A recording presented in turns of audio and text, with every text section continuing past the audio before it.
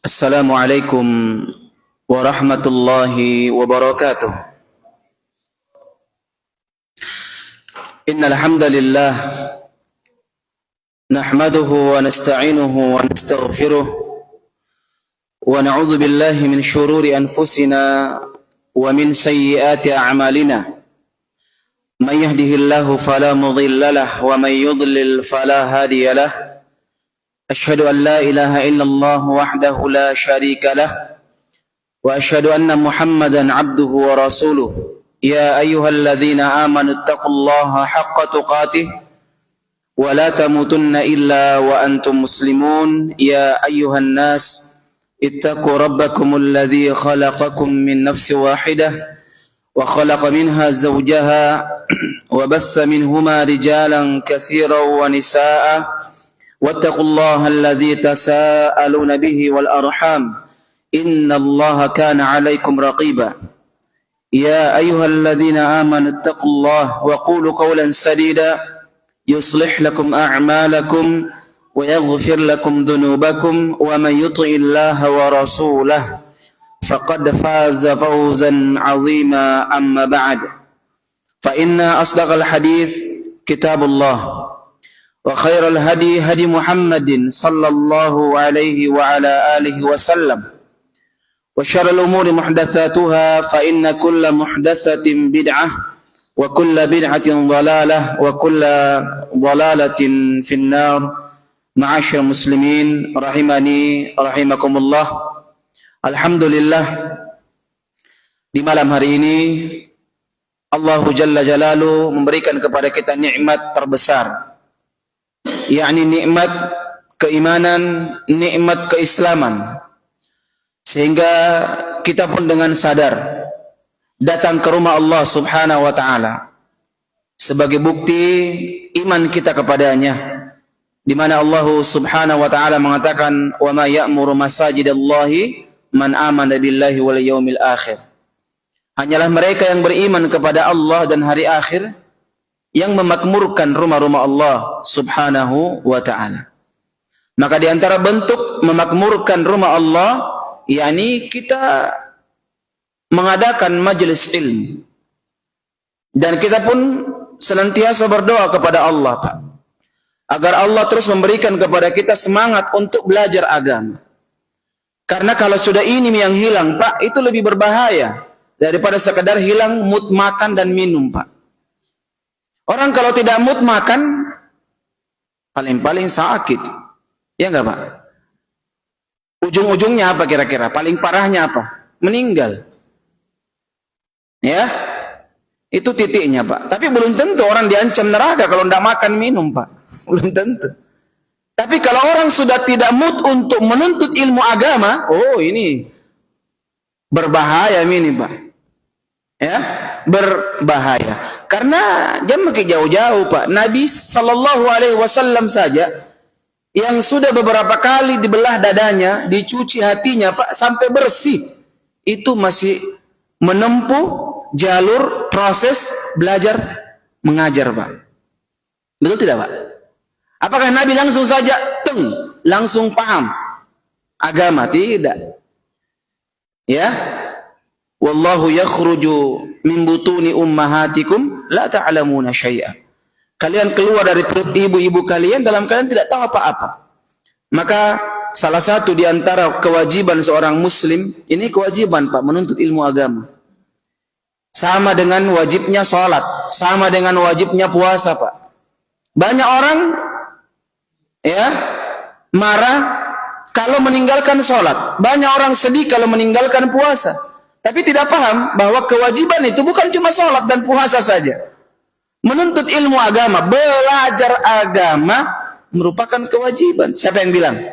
Nabi yang bilang. Nabi mengatakan sallallahu alaihi wasallam, talabul ilm fariidatun ala kulli muslim. Menuntut ilmu agama kewajiban setiap muslim.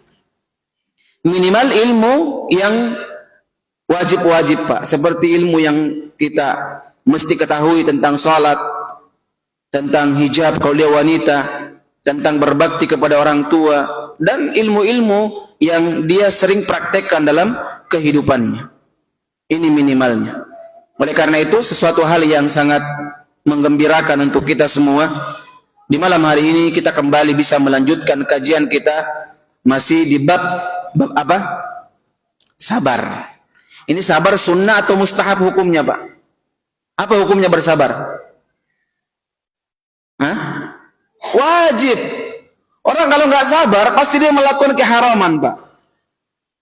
Ya, makanya di awal kita sebutkan sabar itu 3. Sabar di atas ketaatan, sabar menghindari atau menjauh dari maksiat, dan bersabar atas takdir. Hukumnya apa sabar? Wajib.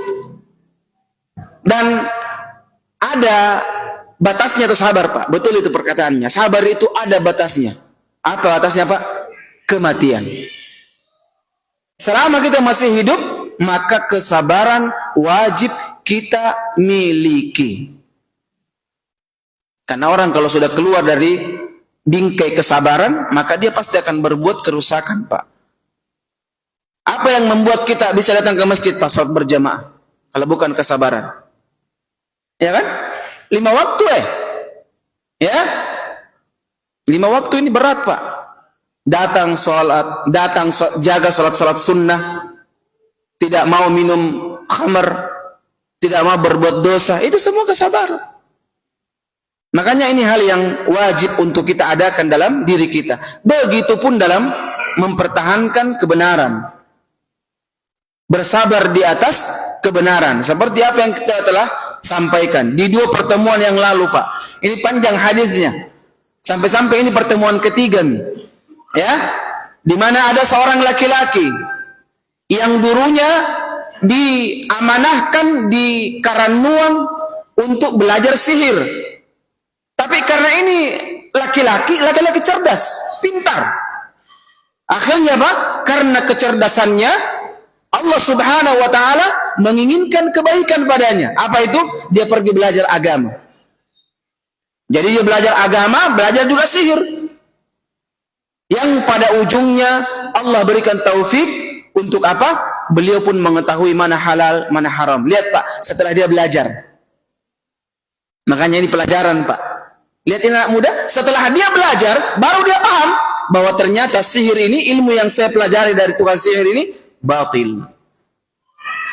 Dan lihat di akhir hidup dari anak muda ini, Pak.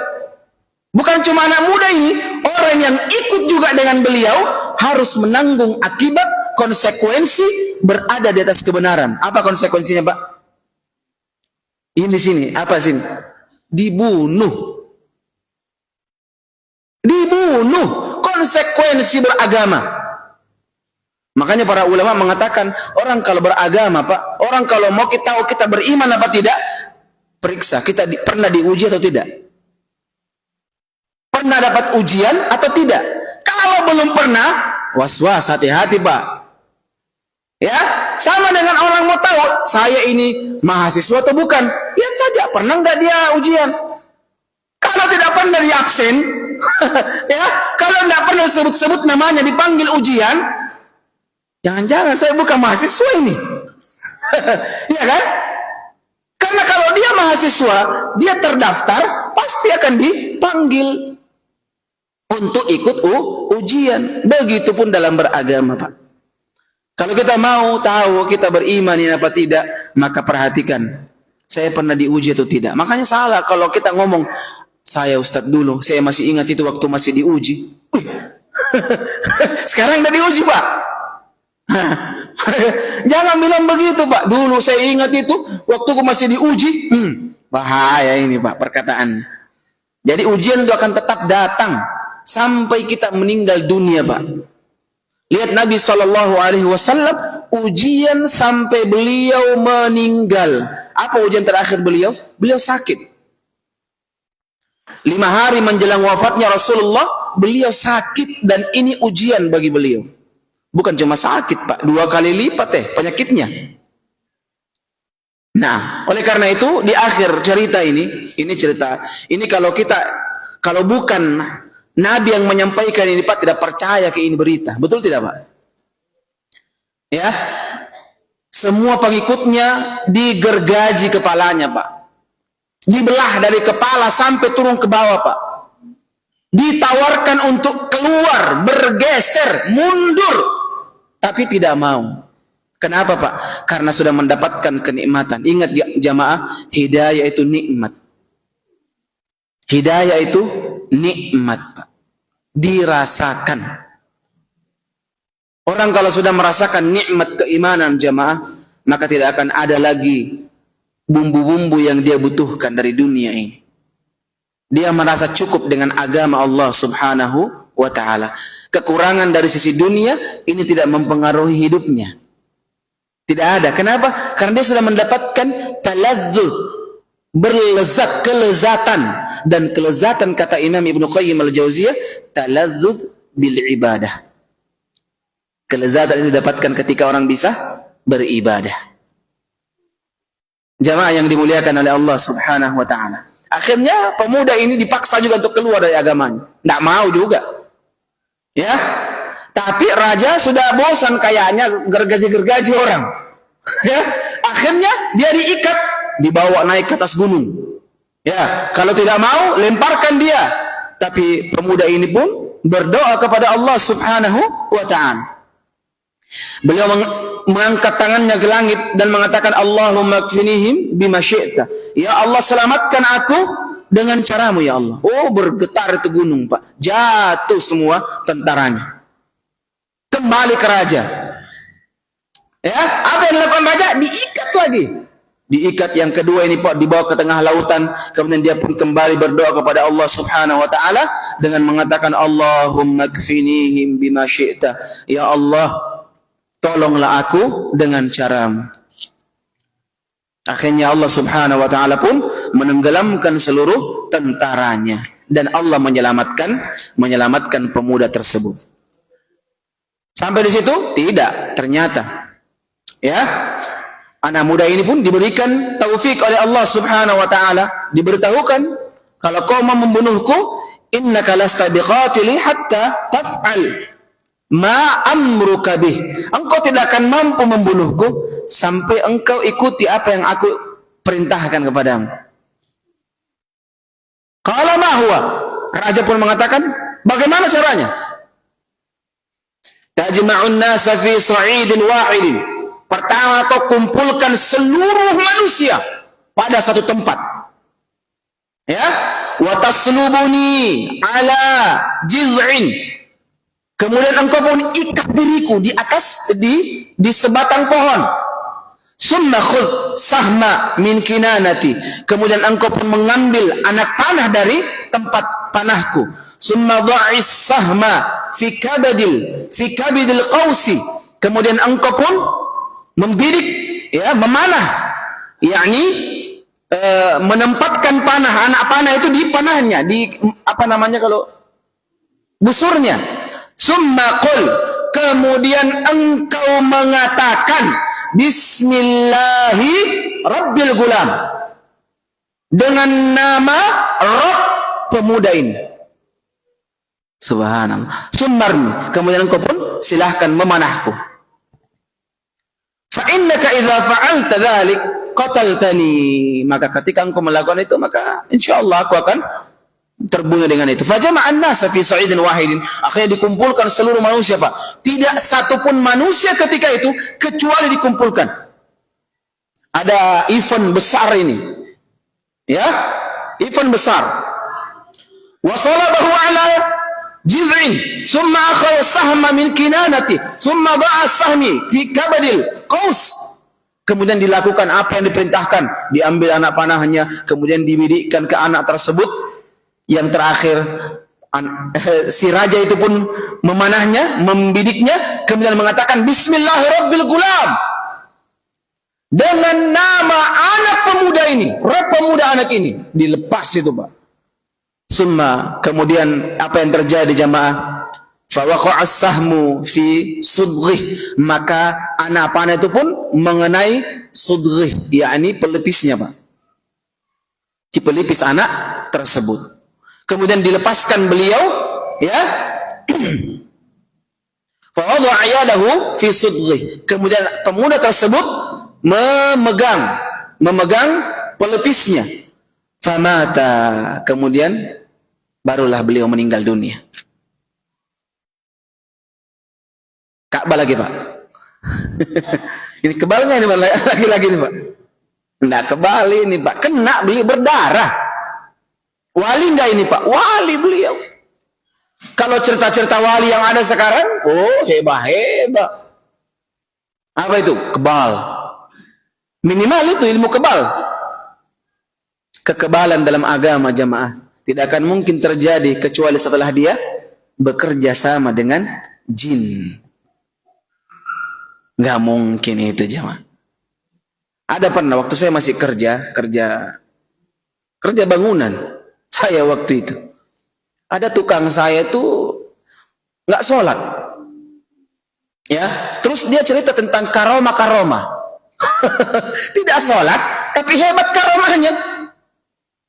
Saya waktu itu jadi buruh. Ada tukang saya juga teman, alhamdulillah sholat juga. Cerita-cerita. Bilang, kau tidak percaya saya punya ilmu kebal? Ya, akhirnya tukang saya ini juga takut-takut juga disuruh, ayo ambil tuh gergaji, potongkan saya. Coba, jangan takut. Jangan takut, takut ini tukangku. Akhirnya saya datang, apa saya ingin cerita? Ini katanya Ustaz. Kenapa? Katanya kebal dia katanya. Oh kebal ya? Masa? Masya Allah. Terus bagaimana? Kalau mau Pak Ustaz coba-coba. Dan jam lagi gergaji saya, keter mau. Ada keter. Saya ambil heter, langsung bilang tunggu dulu kalau kita. Saya bilang bismillah di sini. Siapa yang kebal? Mau saya tes? Tidak ada ilmu kekebalan, tidak ada jamaah. Jin semua itu. Seandainya penting atau suatu kelebihan itu yang namanya kekebalan, tentu Rasulullah kebal. Butuh mana Rasulullah dengan orang sekarang Pak kekebalan? Melawan orang kafir memenangkan agama Allah. Tapi Nabi berdarah. Ya. Utsman bin Affan mati kena pedang. Siapa lagi? Umar yang dibilang sakang Pak. Ali bin Abi Thalib yang dibilang ya Pak enggak garakna Ali. Meninggal pakai pedang. Lihat jamaah. Jadi ini ilmu yang tidak perlu dituntut jamaah. Ditinggalkan ini semua sihir. Lihat pemuda meninggal, wali Pak, wali. Langsung dikabulkan doanya sama Allah. Ya Allah, bebaskan aku dengan caramu. Dibebaskan dia Pak. Langsung. Ini bukan dongeng nah. Riwayat Imam Muslim ini. Hadis sahih. Setelah laki-laki tersebut, pemuda tersebut meninggal, apa yang terjadi? Amanan nasa birabbil ghulam. Maka seluruh orang yang hadir di tempat tersebut langsung beriman kepada Tuhannya pemuda tersebut. Subhanallah. Ternyata ada udang di balik batu. Ya, ada keinginan di balik perintah dari pemuda tersebut. Ajaran pemuda tersebut untuk apa? Mengiklankan Pak, menawarkan secara tidak langsung kepada masyarakat bahwa ternyata dengan kuasa Allah dia bisa meninggal. Subhanallah. Fa'utiyal malik faqilalah ara'aita ma kunta tahdhar. Akhirnya pelayannya, salah seorang penasihatnya mengatakan, kau lihat itu. Apa yang engkau khawatirkan ternyata terjadi. Ya, wallahi nazala bika hadharuk qad amana an-nas fa amara bil ukhdud. Maka ketika melihat kejadian tersebut, orang semua beriman, Pak. Apa yang dilakukan? Raja perintahkan untuk membuat parit yang besar, al-ukhdud. Ini yang diceritakan dalam Al-Qur'an. Surah apa ini? Al-Buruj. Ya, was-sama'i dzatil buruj wal yaumil maw'ud wa syahidi wa mashhud qutila ashabul ukhdud. Ya, terbunuh pemuda di Ukhdud. Fa'amara al-ukhdud bi afwahis sikati fakhuddat. Digali besar-besar itu parit, Pak. Besar-besar, dibuat besar paritnya. Nah, wa udrima fiha an-niran, kemudian dinyalakan api yang besar, Dinyalakan api yang besar, dibakar, mau dibakar semua ceritanya ini Pak. Ngeri ini Pak. Kalau kita mundur atau maju Pak? Mundur atau maju Pak? Mundur disuruh murtad, maju mati Pak. Dalam hati saja Pak jawab.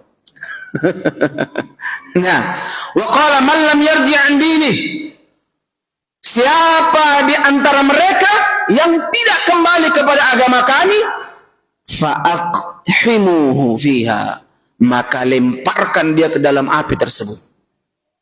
Dilempar Pak. Subhanallah. Aw qila lah uqtahim, maka loncatkanlah dia. Fafa'alu, maka diperintahkan orang-orang, diperintahkan semua. La haula wala quwata illa billah. Coba dalam sebelum tidur Pak, ini pikir-pikirkan coba ini Pak. Ya, subhanallah, bagaimana itu ujian agama ketika itu Pak. Ya, betapa besar, dahsyat, luar biasanya Pak ujian agama orang-orang dahulu. Apa tahu orang sekarang? Ya, tidak ada halangan. Ada nggak yang halangi kita kalau mau ke masjid Pak sekarang Pak? Ada? Nah, PKI kalau menghalangi orang ke masjid, nggak ada Pak. Mau ke kajian, nggak ada. Alhamdulillah. Orang dulu lihat, maka tanpa diminta Pak, satu-satu orang antri Pak, loncat di api. Satu-satu loncat orang di api. Bayangkan ini Pak, baru beriman kepada Allah. Baru beriman kepada Allah, langsung beriman dengan iman yang kokoh seperti orang yang sudah puluhan tahun Pak. Lihat hebatnya orang dulu itu Pak. Tidak kayak orang sekarang. Ya, kalau tidak lihat dengan mata kepalanya, susah beriman. Tunggu dulu. Tunggu dulu. Subhanallah. Apa yang terjadi? Satu-satu lompat orang Pak. Satu, buah, lalu buah, juga buah. Hancur kepalanya Pak, terbakar mereka. Mati nggak itu Pak? Mati di depan mata Pak. Kenapa mereka berani jamaah? Karena mereka sedang berdagang dengan Tuhan mereka. Berdagang antara nyawa dengan sorga Allah subhanahu wa ta'ala. Orang kalau sudah pikirannya Pak, sudah ini otaknya, orientasinya akhirat, tidak ada itu yang perlu dipertanyakan Pak. Tidak sama dengan orang orientasinya dunia. Di otaknya sudah kali-kali dunia, tidak ada. Kalau akhirat, tidak ada. Lihat orang-orang akalnya kalau sudah dipenuhi dengan keimanan Pak, lompat satu persatu. Subhanallah. Bukan antri sembako ini Pak, antri untuk mati. Dan kata Nabi SAW, hatta ja'at imra'ah wa ma'aha sabi laha, sampai ada di antara mereka yang sedang menggendong anak bayinya Pak. Ada seorang ibu yang sedang menggendong anak bayinya. Ya, dalam hati ibu tersebut, fataqa'asat an taqa'a fiha, dia merasa kayak kasihan dengan anaknya. Oh, ini beda cerita lagi Pak. Ya, inilah kita lihat di sini begitu besarnya kasih sayang anak ya dari ibunya Pak. Lihat ibu ini, dia tidak pikirkan dirinya, dia pikirkan siapa? Anaknya yang dia pikirkan. Dan ini juga Pak, informasi buat kita, kabar bahwa anak itu Pak dengan harta itu ujian besar dalam hidup ya. Ini ibu-ibu ini jamaah goyang imannya gara-gara apa? Gara-gara anaknya. Lihat jamaah, goyang imannya. Disebutkan dalam hadis, wa ma'aha sadilaha fataqa'asat an taqa'a fiha. Langsung berhenti dia di tepi. Anakku kodong. Apa yang terjadi jamaah? Faqala laha al-ghulam ya ummah isbiri fa innaki 'alal haqq. Tiba-tiba jamaah, anak yang dia gendong, anak bayi, langsung bicara Pak. Bicara dan mengatakan, wahai ibuku, jangan takut, bersabarlah, karena sungguhnya kita berada di atas kebenaran. La haula wala quwata illa billah. Lihat jemaah, langsung ngomong ini anaknya. Dia langsung melihat orang tuanya dan mengatakan, wahai ibuku, isbiri, bersabar. Karena sungguhnya kita berada di atas kebenaran. Loncat langsung jamaah. Mendengarkan hal itu, langsung loncat juga. Meledak. Bismillah langsung.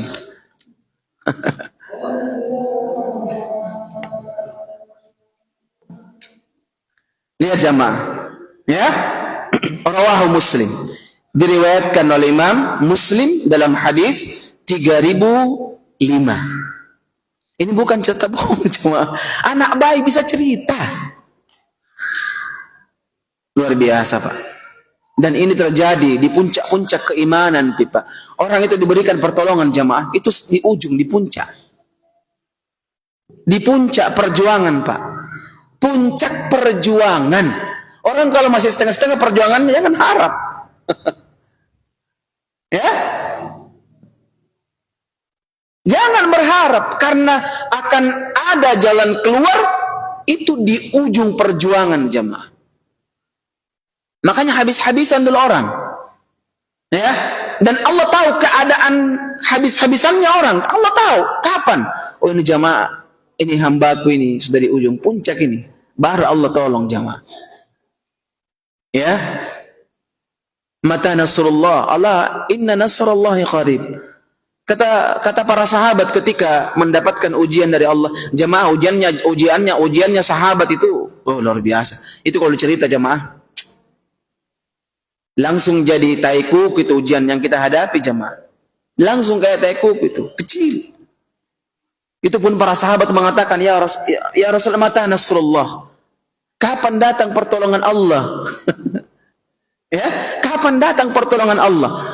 Nabi mengatakan, ala inna nasrallahi qarib.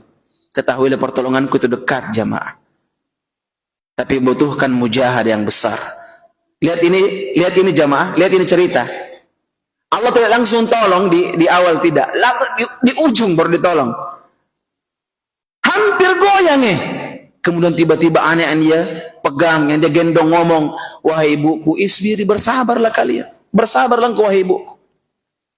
Apa pelajarannya di sini, Pak? Bersabar atas kebenaran itu hak. Bersabar di atas kebenaran adalah suatu keniscayaan, Pak. Suatu hal yang pasti itu. Nah, karena tidak akan mungkin bisa istiqomah orang, Pak, tanpa kesabaran. Tidak ada orang istiqomah tanpa kesabaran. Tidak ada. Dan dalam Islam, pernah nggak dengar cerita anak bayi bisa bicara, Pak? Ada nggak? Seandainya bukan riwayat yang sahih yang datang kepada kita, maka tidak akan mungkin kita percaya jemaah. Siapa lagi yang bisa bicara waktu kecil, Pak? Nabi Isa alaihissalatu wassalam. Dalam Al-Quran kan diceritakan. Di dalam surah Ali Imran. Ya. Allah subhanahu wa ta'ala ketika memberikan mu'jizat, ya, dalam surah Ali Imran ayat 46. Ya. Ini dalam ayat Al-Quran. Wa yukallimun nasa fil mahdi wa kahla wa minas salihin. Ya, di situ diceritakan oleh Allah Subhanahu wa taala. Di dalam surah Maryam juga diceritakan. Dalam surah Maryam diceritakan tentang kisahnya Nabi Isa alaihissalatu wassalam ketika ibunya dituduh apa? Berzina, wal'iyadu billah. Itu rata-rata itu, Pak, dari zaman ke zaman itu ujiannya orang-orang beriman itu tuduhan selalu, Pak. Tuduhan itu. Dituduh begini, dituduh teroris. Kalau sekarang kan begitu juga, dituduh teroris. Kenapa? Karena orang-orang batil, orang-orang sesat jamaah, itu tidak punya dalil untuk membantah orang-orang hak. Tidak punya bahan untuk beradu argumen. Mereka nggak berani itu, Pak. Nggak ada itu. Yang mengamalkan bid'ah dan kesyirikan itu tidak punya dalil, Pak. Mana mereka ambil dalil? Paling-paling lah bilang, dari dulu memang begini. Jadi bagaimana? Apa senjata mereka? Wahabi. Apa senjata mereka? Ekstrim, teroris, Salafi Wahabi. Sudah selesai. Ditanya apa itu Salafi Wahabi? Ya, begitu salaf Wahabi. Kalau dulu orang-orang Belanda, Pak, orang-orang Belanda, tahu nggak Pak di apa sematan orang-orang Belanda untuk orang-orang yang taat? Wahabi. Tahu nggak itu dari penjajah, Pak? Tahu nggak Pak? Coba baca sejarah. Yang pertama kali ngomong Wahabi itu penjajah Belanda, Pak. Kalau ada orang naik haji dulu, itu pulang dari haji di mata-mata itu, Pak. Di mata-mata itu. Karena jangan sampai dibawa ajaran ini. Karena orang-orang Belanda, Pak, tidak mau kita belajar. Makanya dulu susah sekolah. Kenapa? Tidak mau orang pintar. Itu orang Belanda tidak suka orang pintar. Pintar sedikit, Wahabi. Ya. Sekarang diamalkan sebagian orang Islam, dijadikan senjata untuk siapa? Untuk orang-orang yang menegakkan sunnah, mengajarkan sunnah, diajarkan begini agama Pak, ini dalilnya Pak, ini ayatnya Pak, ini hadisnya Pak. Apa salahnya kita membuka diri? Apa salahnya kita coba lihat? Iya tahu, ada mentongnya. Kau ya apa dalil lu? Enak nenek ji. Bahaya kalau begitu. Nenek sama Nabi siapa yang kita ikuti Pak? Nenek sama Nabi siapa yang ikuti? Nabi yang kita ikuti. Jamaah yang dimuliakan oleh Allah Subhanahu wa taala. Orang Yahudi dulu, orang Yahudi itu juga begitu. Ini belum masuk Isya. Iya.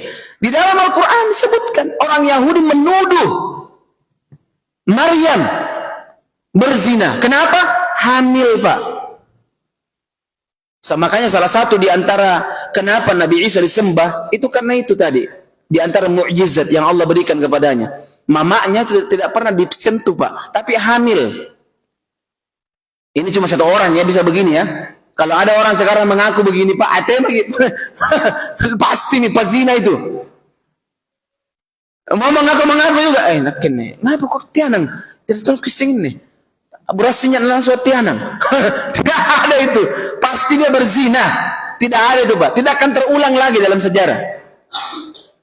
Ya, ini kemudian ketika di akhir perjuangannya Pak, dia hamil, akhirnya beliau pun harus melahirkan, ya, kemudian dibawalah anaknya ke rumahnya Pak. Nah, dibawa anaknya sampai di kampungnya, ya, apa yang terjadi? Orang-orang Yahudi mencemoohnya, dikatakan pezina dan seterusnya. Bagaimana Allah Subhanahu wa taala bisa bisa membela hambanya ini Maryam? Disebutkan dalam Al-Quran bahwa langsung ngomong Pak anaknya, langsung ngomong, langsung mengatakan di dalam Al-Quran tadi surah Ali Imran ayat 46, ya, wa yukallimun nas, mereka bercerita kepada manusia fil mahdi, padahal ketika masih kecil, ya, ketika masih kecil langsung ngomong kepada orang-orang Yahudi. Siapa lagi yang bisa ngomong ketika kecil? Pernah dengar sahabat? Juraij. Cerita Juraij ini yang ngomong dengan anak baik. Ya, di ceritanya itu ini riwayat Muslim Bukhari ya. Ketika beliau dipanggil oleh ibunya, ahli ibadah beliau. Dipanggil oleh ibunya, kemudian dia mengatakan, "Ya Allah, bagaimana ini? Saya geser salatku atau mendatangi perintah ibuku?" Akhirnya dia tetap sholat. Besoknya dipanggil lagi sama mamanya, Juraij, tidak ngomong lagi. Ketiga kalinya, kemudian ngomonglah ibunya, ya, bahwa ya Allah, jangan wafatkan anakku sampai dia dipertemukan dengan seorang pelacur. Coba, ini juga ya, jangan diikuti Pak ya. Ini karena karena emosi. Allahumma fala tumithu hatta turifahul mumisat, al-mumisat. Ini pelacur.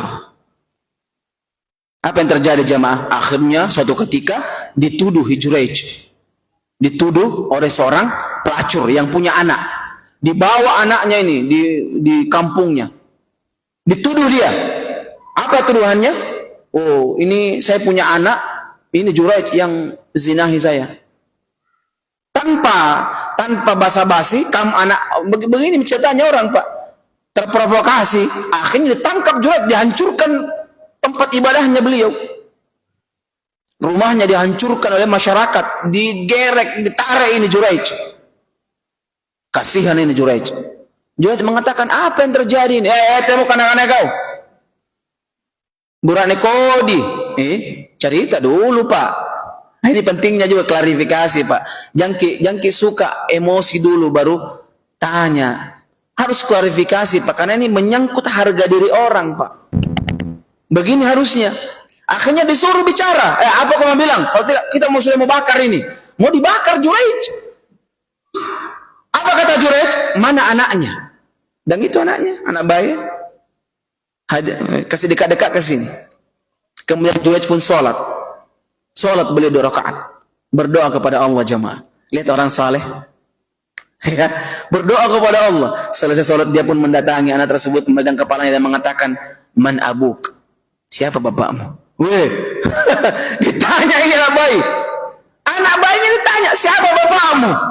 Tiba-tiba Allah pun menggerakkan bibir dari anak tersebut, Abi Ra'idhan.